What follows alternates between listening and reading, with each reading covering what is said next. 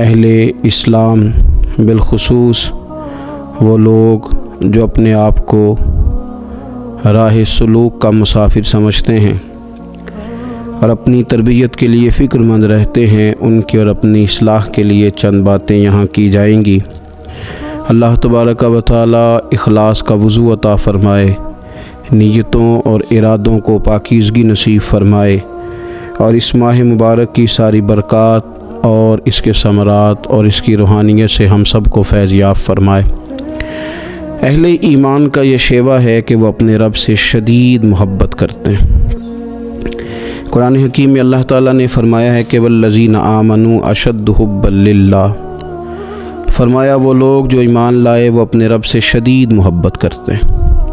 وہ جب اپنے رب کی نعمتوں کو یاد کرتے ہیں، جب وہ اپنے مالک کے احسانات کا تصور کرتے ہیں، جب وہ اپنے رب کے بے پایا کرم کی طرف دیکھتے ہیں تو اپنے مالک سے شدید محبت کرتے ہیں، اور جب وہ اپنے مالک سے اس قدر زیادہ بڑھ کے محبت کرتے ہیں تو پھر وہ ان سب تقاضوں کو پورا کرنا چاہتے ہیں، ان سب چیزوں کی طرف بڑھنا چاہتے ہیں جو انہیں اللہ تبارک و تعالیٰ کی محبت کی طرف لے کر کے جاتی ہیں۔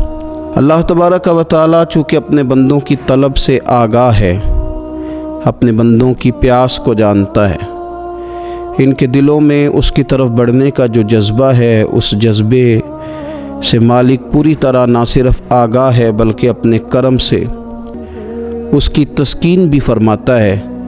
تو اللہ تبارک و تعالیٰ نے وہ سارے راستے ہمیں عطا فرمائے جو رب کریم کی محبت کی طرف ہمیں لے جاتے ہیں اور اس کی محبت کی لذت ہمارے دلوں کے اندر پیدا کرتے ہیں۔ جب اہل ایمان اللہ سے بڑھ چڑھ کے محبت کریں اور اپنے مالک کی طرف وہ سب سے زیادہ اپنے قدموں کو، اپنے دلوں کو، اپنی توجہ کو بڑھائیں، تو انہیں کچھ کام ایسے ہیں جو زیادہ کرنے چاہیے۔ ان کاموں میں سے ایک بڑا کام یہ ہے کہ وہ اپنے رب کی عبادت کریں۔ عبادت تو رب کے ہر حکم کو تسلیم کر لینے کا نام ہے، لیکن ہمارے ہاں عبادت کا تصور اکثر نماز کے لیے لیا جاتا ہے۔ قرآن حکیم میں اللہ تعالیٰ نے ارشاد فرمایا یا ایھا الناس اعبدوا ربکم الذی خلقکم والذین من قبلکم لعلکم تتقون، فرمایا لوگو اپنے رب کی عبادت کرو جس نے تمہیں پیدا کیا اور تم سے پہلے لوگوں کو پیدا کیا، اور اس امید پر اپنے رب کی عبادت کرو کہ لعلکم تتقون، تاکہ تم پرہیزگار بن جاؤ۔ اپنے مالک کے حضور اپنی پیشانی کو جھکا دینا عبادت انتہائی درجے کی عاجزی کو کہتے ہیں۔ اپنی پیشانی کو، اپنے ناک کو، اپنے پورے وجود کو اپنے مالک کے حضور انتہائی عاجزی کے ساتھ جھکا دینا، اور ساری بلندیاں اور ساری رفعتیں اور ساری عظمتیں رب ہی کی تسلیم کرنا، اس کا نام عبادت ہے۔ اللہ کے حضور جب رب کریم کا بندہ اپنے آپ کو جھکا دیتا ہے اور اس کے حضور وہ انتہائی عاجزی کرتا ہے، تو اس کا معنی یہ ہے کہ وہ اپنے رب کی عبادت کر رہا ہے۔ رسول کائنات صلی اللہ تعالیٰ علیہ وسلم نے مختلف چیزوں کو مختلف مواقع پر ہمارے لیے بیان کر کے ہمارے دلوں میں ان چیزوں کی محبت بڑھائی۔ اس رمضان المبارک میں خاص کر کے ہمیں ان چیزوں پر توجہ کرنی ہے۔ میری نظر میں وہ 4 چیزیں ہیں، اگرچہ ان کو اور بھی بہت ساری چیزوں پر تقسیم کیا جا سکتا ہے، اور بھی کئی چیزیں اس میں شامل کی جا سکتی ہیں، لیکن اہم چیزیں 4۔ ایک تو نماز کا پڑھنا، نوافل کا پڑھنا، رات کو قیام کرنا، سحری کے لیے تو اٹھنا ہی ہے، تو اٹھتے وقت تہجد کی نماز کو اہمیت دینا، نماز تراویح کو ذرا شوق کے ساتھ ادا کرنا، نفل کا قیام کرنا، عبادت کے لیے اپنے آپ کو تیار کرنا، اور دوسرے نمبر پر قرآن حکیم کی تلاوت کو ذوق شوق کے ساتھ کرنا، اپنا محبت کا، پیار کا رشتہ قرآن پاک کے ساتھ مضبوط کرنا، اور تیسرا کثرت کے ساتھ استغفار پڑھنا، اپنے مالک سے اپنے گناہوں کی معافی مانگنا، آئندہ گناہ نہ کرنے کا عہد کرنا، اور چوتھا دعائیں مانگنا۔ یہ 4 چیزیں اگر تھوڑی توجہ کے ساتھ اس ماہ مقدس میں روزانہ کے معاملات میں شامل کر لی جائیں، نماز، तिलावत कुरान मजीद, इस्तिग़फ़ार और दुआ। आप देखिए कि नबी करीम सल्लल्लाहु ताला अलैहि वसल्लम नमाज के अंदर महव रहने को पसंद करते थे। हुजूर नमाज के अंदर शामिल रहने को और नमाज को बार बार अदा करने को पसंद करते थे।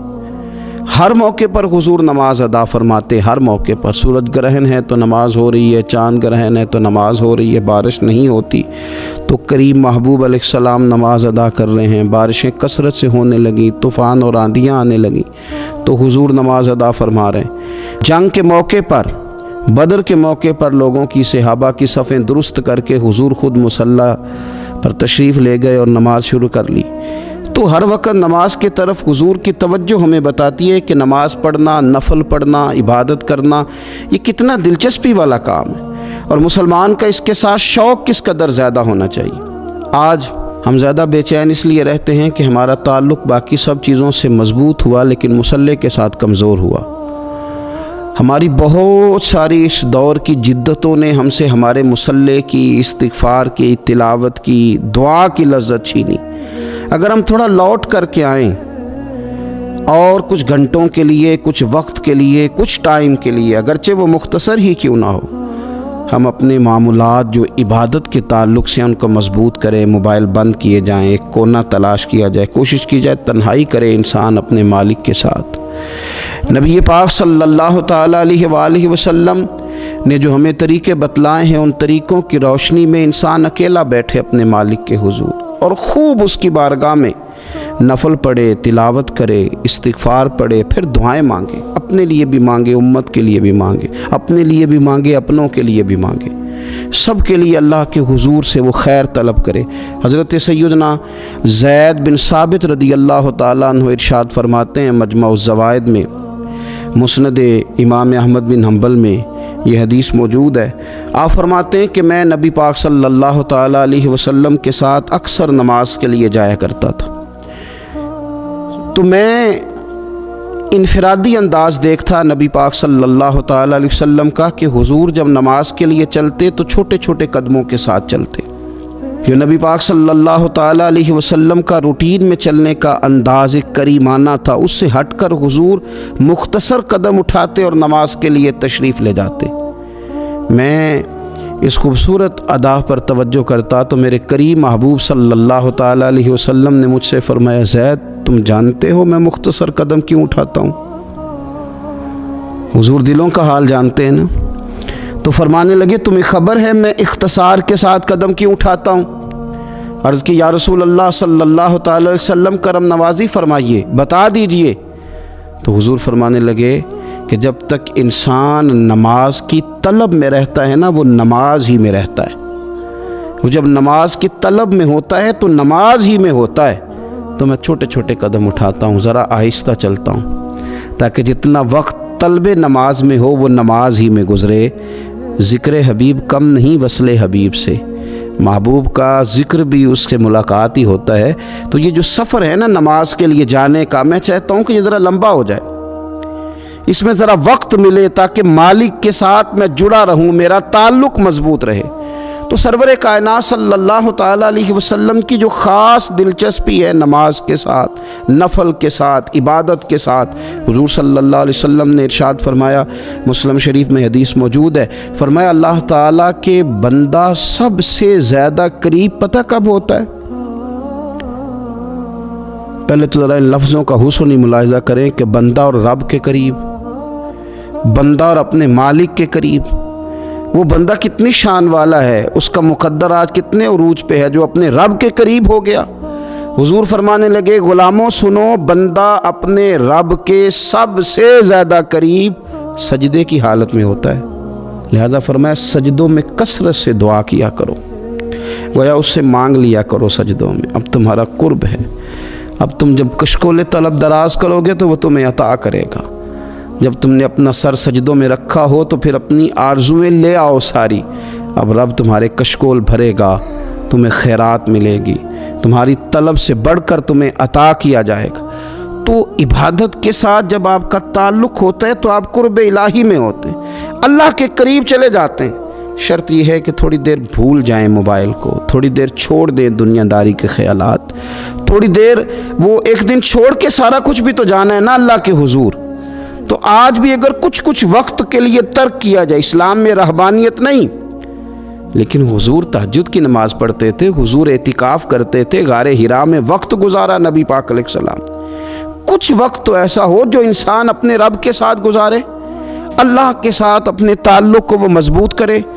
دیکھیے حضرت سیدنا یوسف بن عبداللہ بن سلام رضی اللہ تعالیٰ عنہ، یہ حضرت عبداللہ بن سلام رضی اللہ تعالیٰ عنہ معروف صحابی رسول صلی اللہ تعالیٰ علیہ وسلم کے صاحبزادے، یہ حضرت ابو درداء رضی اللہ تعالیٰ عنہ سے ملنے کے لیے تشریف لے گئے۔ فرماتے ہیں کہ جب میں ان سے ملنے کے لیے گیا تو وہ شدید علیل تھے، حضرت سیدنا ابو درداء رضی اللہ تعالیٰ عنہ بڑے جلیل القدر صحابی ہیں اور بڑے صاحب الرائے آدمی ہیں۔ حضرت عمر فاروق رضی اللہ تعالیٰ عنہ اکثر ان سے مشورہ لیا کرتے تھے۔ فرماتے ہیں میں جب ان سے ملنے کے لیے گیا تو وہ سخت بیمار تھے اور اسی بیماری میں ان کا وصال ہوا۔ میں ان سے ملنے گیا تو مجھ سے کہنے لگے کہ بھتیجے، حضرت عبداللہ ابن سلام کے بیٹے ہیں نا یوسف بن عبداللہ، تو وہ چونکہ ان کا دوستانہ تھا، کہنے لگے بھتیجے تم اس شہر میں کس طرح آئے؟ تو جناب یوسف بن عبداللہ کہتے ہیں میں نے عرض کی کہ آپ کا میرے والد کے ساتھ جو تعلق تھا، جو دوستانہ تھا، اس تعلق نے مجھے مجبور کیا کہ میں آپ کی تیمارداری کروں۔ تو فرماتے میں تو تیمارداری کرنے گیا تھا، ان کا حال پوچھنا تھا، لیکن یہ لوگ جو حضور کے دین کی تبلیغ کے لیے جذبات رکھتے تھے اور ایک دوسرے کو اللہ کی جانب متوجہ کرنے کا جو جذبہ رکھتے تھے، وہ بڑا انوکھا ہے۔ ایک شخص تیمارداری کرنے گیا ہے تو حضرت سیدنا ابو درداء رضی اللہ تعالیٰ عنہ فرمانے لگے بھتیجے میں اس وقت اس کیفیت میں ہوں کہ جھوٹ بولنا بہت برا ہے، یعنی جھوٹ بول ہی نہیں سکتا کہ اس بیماری میں ہوں کہ جس میں مجھے لگتا ہے کہ میں دنیا سے چلا جاؤں گا۔ فرمانے لگے اللہ کی قسم میں نے خود رسول پاک صلی اللہ علیہ وسلم سے سنا ہے کہ جو شخص اچھے طریقے سے وضو کرے، وہ تیمارداری کرنے آئے اور یہ ان کو نماز کی طرف، عبادت کی طرف مائل کر رہے ہیں۔ فرماتے میں نے خود حضور صلی اللہ علیہ وسلم سے سنا ہے کہ جو شخص اچھے طریقے سے وضو کرے پھر 2 رکعتیں نماز پڑھ لے یا 4 رکعتیں نماز پڑھ لے، اخلاص کے ساتھ پڑھے، اچھا وضو کرے، 2 رکعتیں پڑھ لے یا 4 پڑھ لے، یعنی 2 نفل ادا کرے یا 4 کر لے، اور پھر وہ خلوص کے ساتھ اپنے رب سے مغفرت طلب کرے تو اللہ اس بندے کی بخشش فرما دے گا۔ یہ میں نے سنا ہے حضور سے، یہ میں نے خود سنا ہے۔ مرض وصال میں سیدنا ابو درداء رضی اللہ تعالیٰ عنہ اس کو بیان کرتے ہیں۔ تو رمضان المبارک کے اندر ہمیں موقع ملتا ہے نماز پڑھنے کا، نماز تراویح کا، رات کے قیام کا موقع میسر آتا ہے۔ ایک تو عشاء کے بعد موقع ملا تراویح پڑھنے کے، ایک یہ کہ ہم کو سحری میں اٹھنا ہے، اور تہجد کی وہ خاص فضیلتیں جو عام دنوں میں کئی دفعہ مشکل ہوتی ہیں، وہ اٹھنا تو ہے۔ اگر تھوڑا سا 10 منٹ پہلے اٹھا جائے، وضو کیا جائے، اچھے طریقے سے کچھ نوافل ادا کر لیے جائیں، پھر سحری کے معاملات میں مشغول ہوا جائے۔ نبی پاک صلی اللہ تعالیٰ علیہ وآلہ وسلم ارشاد فرماتے ہیں، یہ ترمذی شریف کی حدیث ہے، حضور علیہ الصلوۃ والسلام نے ارشاد فرمایا کہ رات کا قیام اپنے اوپر لازم کر لو۔ اگرچہ یہ لازم کرنا یہ استحبابی حکم ہے، حضور صلی اللہ تعالی وسلم نے اسے فرض قرار نہیں دیا، لیکن حضور شوق دلاتے ہیں۔ فرمایا رات کا قیام، رات کا قیام، ساون کی کالی راتوں میں جب بوندا باندی ہوتی ہے، وہ راتوں کو اٹھ روتے ہیں جب خلقت ساری سوتی ہے۔ اور حضرت میاں صاحب رحمۃ اللہ علیہ نے فرمایا تھا کہ رات پوے تے بے دردانو نیند پیاری آوے تے درد مندانو یاد سجن دی ستیاں وی آن جگاوے۔ فرمایا رات کا قیام، حضور سید عالم صلی اللہ تعالی علیہ وسلم فرماتے ہیں رات کا قیام اپنے اوپر لازم کر لو، اس لیے کہ یہ رات کا قیام تم سے پہلے نیک لوگوں کا طریقہ ہے، اور یہ تمہارے لیے قرب خداوندی کا باعث ہے، یہ تمہیں اللہ کے قریب کر دے گا۔ اور حضور صلی اللہ تعالی علیہ وسلم فرمانے لگے یہ رات کا قیام تمہاری برائیوں کو مٹا دے گا اور یہ تمہیں گناہوں سے روک لے گا، گویا رب کریم تمہیں معافی عطا فرمائے گا۔ یہ تمہارے لیے بخشش کا ذریعہ بن جائے گا۔ یہ برائیوں کو مٹانے والا ہے رات کا قیام، یہ گناہوں سے روکنے والا ہے رات کا قیام۔ تو نماز کی طرف خاص توجہ کریں۔ اسی طرح کا معاملہ تھوڑا سا ہمیں ذوق کے ساتھ قرآن پاک کی تلاوت کے ساتھ اپنے آپ کو وابستہ کرنا چاہیے۔ بہقی شریف میں حدیث ہے، نبی پاک صلی اللہ تعالیٰ علیہ وسلم نے فرمایا، میری امت کی سب سے افضل عبادت تلاوت قرآن ہے۔ سب سے افضل عبادت تلاوت قرآن ہے۔ اور حضور صلی اللہ تعالیٰ علیہ وسلم فرماتے ہیں، قیامت کے دن قرآن پڑھنے والے سے کہا جائے گا، تو پڑھ، تو جتنی آیتیں پڑھتا جائے گا رب تیرے اتنے درجے بلند کرتا جائے گا۔ تلاوت قرآن کے ساتھ خاص ذوق۔ رمضان شریف کے اندر گھروں کے اندر اگر قرآن پاک کی تلاوت کی جائے، ہم دیکھتے تھے جب دیہاتوں میں ہوتے تھے تو گھر کے اندر بڑا ذوق ہوتا تھا قرآن پاک کی تلاوت کا۔ بہن بھائی ایک دوسرے سے پوچھتے تھے، تیرا کون سا سپارہ ہے؟ تو وہ کہتے تھے، میں کیوں بتاؤں، تو بتا تیرا کون سا ہے۔ کیوں؟ اس لیے کہ ایک شوق ہوتا تھا کہ ایک دوسرے سے آگے بڑھنا۔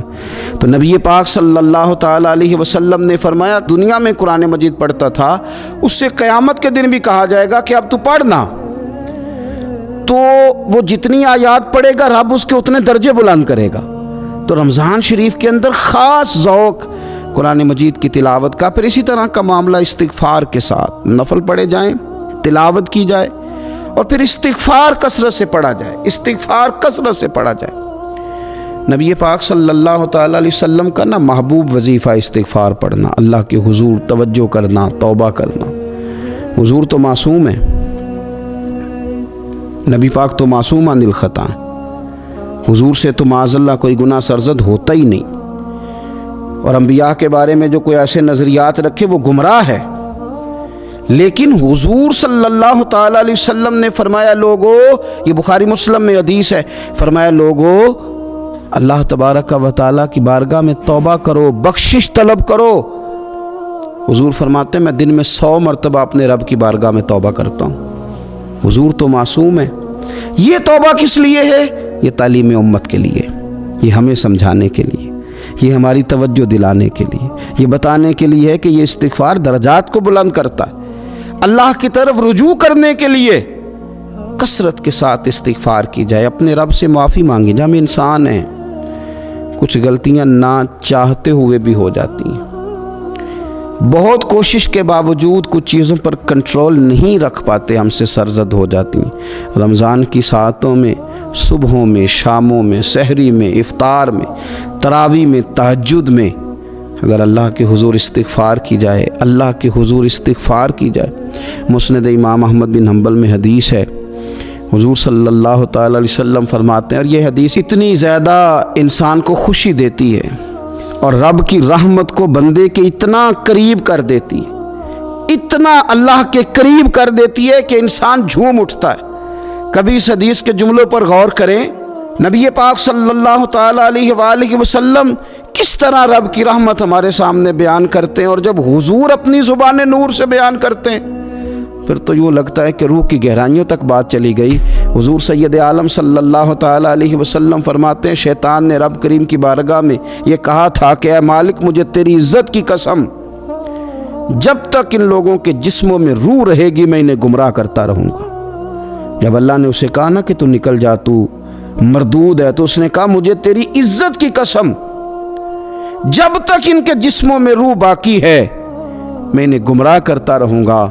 تو میرے کریم محبوب علیہ السلام، مدینے والے پیارے حبیب علیہ السلام فرماتے ہیں، رب کریم نے فرمایا، سن و ابلیس، اگر تو یہ قسم اٹھاتا ہے کہ تو جب تک ان کے جسموں میں روح ہے انہیں گمراہ کرتا رہے گا، تو پھر مجھے بھی اپنے عزت اور جلال کی قسم، یہ جب تک مجھ سے معافی مانگتے رہیں گے میں انہیں معاف کرتا رہوں گا، میں بھی انہیں معاف کرتا رہوں گا، یہ جب جب مجھ سے بخشش مانگیں گے، جب جب مجھ سے بخشش مانگیں گے۔ اس یہاں سے کبھی ہم نے کنارہ نہ کیا، اور تو نے بھی تو دل آزردہ ہمارا نہ کیا، ہم نے تو جہنم کی بہت کی تدبیر، پر میرے مولا تیری رحمت نے گوارا نہ کیا۔